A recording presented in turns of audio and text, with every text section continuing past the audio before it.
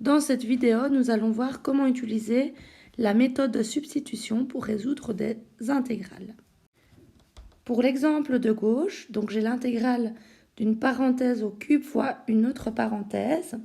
Alors je constate que ma parenthèse ici avec l'exposant est de degré 2 et ici j'ai du degré 1.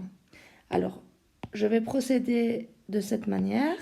Je vais prendre ma parenthèse avec l'exposant où à l'intérieur le degré est le plus haut et je vais poser cette parenthèse égale à t.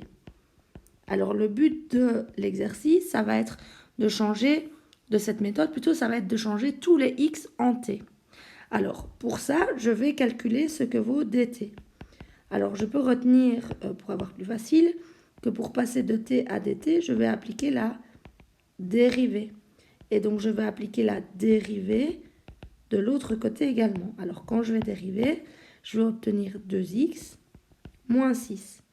Comme j'ai du dt à gauche, eh bien je vais prendre l'habitude de toujours écrire le dx à droite. En fait, cela correspond au fait que j'ai dérivé par rapport à x, tandis qu'à gauche, eh bien j'ai dérivé par rapport à t. Et la dérivée de t, ça fait 1. Alors ici, je ne le note pas, mais j'aurais pu écrire 1 dt. Et donc, je trouve que dt est égal à 2x moins 6 dx. Donc ça, je l'ai fait uniquement en regardant ma boîte que j'ai posée t. Ensuite, j'analyse un peu le reste de mon exercice et je vois qu'il me reste x moins 3 dx, x moins 3 dx à modifier. Alors si je voulais ici, j'aurais pu mettre des parenthèses pour être plus rigoureuse et là également puisqu'elles y sont déjà. Alors, je vais essayer du coup de trouver ce que vaut x moins 3 dx. Alors, eh bien, je constate qu'avec ce que j'avais déterminé en bleu par rapport à la boîte bleue, eh bien que x moins 3 dx, c'est la moitié de 2x moins 6 dx. Et donc, si je divise par 2 d'un côté, je vais diviser par 2 de l'autre, et donc j'aurai dt sur 2. Et donc, ma boîte en bleu sera remplacée par t, et ma boîte en verte sera remplacée par dt demi. Et donc, mon intégrale à calculer devient alors l'intégrale de t au cube, il ne faut pas oublier de réécrire ce cube, fois dt demi. Alors, je vais résoudre mon intégrale simple. J'aurai donc 1 demi fois l'intégrale de t cube dt, ce qui va me donner 1 demi de t4 sur 4 en appliquant la formule plus k. Il me reste alors à remplacer et à réécrire. Alors ici, je peux directement écrire divisé par 8 au dénominateur. Et ici, à la place de mon t au cube, t exposant 4, pardon, eh bien, à la place du t, je remplacerai par x carré moins 6x plus 6 exposant 4. Donc, j'ai remplacé ici le t parce que j'avais trouvé au départ. Et donc, voilà, mon calcul est terminé. Alors, dans le second exemple, ici, donc j'ai l'intégrale de 5x sur racine cubique de 5 moins x carré dx. Donc, je vais aussi appliquer la méthode de substitution. Et donc là, je vais poser la boîte ici dans la racine cubique qui sera égale à t. Alors, pourquoi je prends celle-là? Parce que justement, quand je vais dériver 5 moins x carré, ça va me donner du x. Et en haut, ça tombe bien parce que j'ai du x. Et donc, je vais procéder de la même manière que tout à l'heure. Je vais poser mon t qui vaut 5 moins x carré. Et de cette manière, je vais pouvoir déterminer ce que vaut dt. Donc ça, je le fais uniquement en regardant ma boîte. Je ne regarde plus l'exercice après. Et donc, pour passer de t à dt, j'ai fait la dérivée. Et donc, je vais faire la dérivée à droite également. Et donc, ça va me donner moins 2x. Et comme je vous l'ai dit tantôt, quand j'ai du dt à gauche, j'ai du dx à droite. Alors, une fois que c'est fait, je regarde le reste de mon calcul et je vais changer tout ce qui contient encore du x.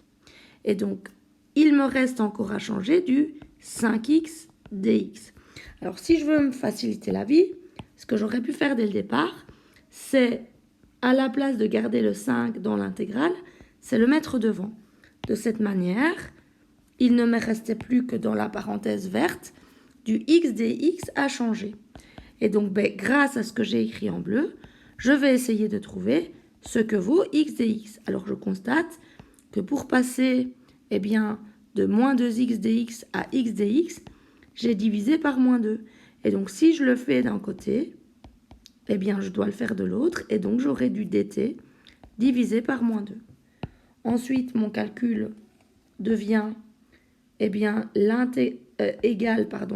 5, que je n'oublie pas puisqu'il était écrit devant, fois l'intégrale de.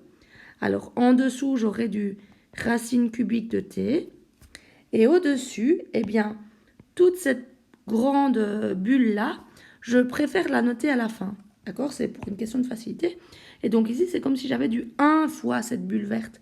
Donc au-dessus, je vais laisser le 1. Et cette bulle verte maintenant, je vais la modifier grâce à ce que j'ai trouvé tout à l'heure ici, c'est-à-dire dt sur moins 2. Et puis, je vais résoudre mon exercice. Alors, je vais commencer par réécrire ma constante devant. Et donc, ça va me donner 5 divisé par moins 2. Autant dire que j'ai moins 5 demi. Fois l'intégrale de 1 sur racine cubique de t à intégrer.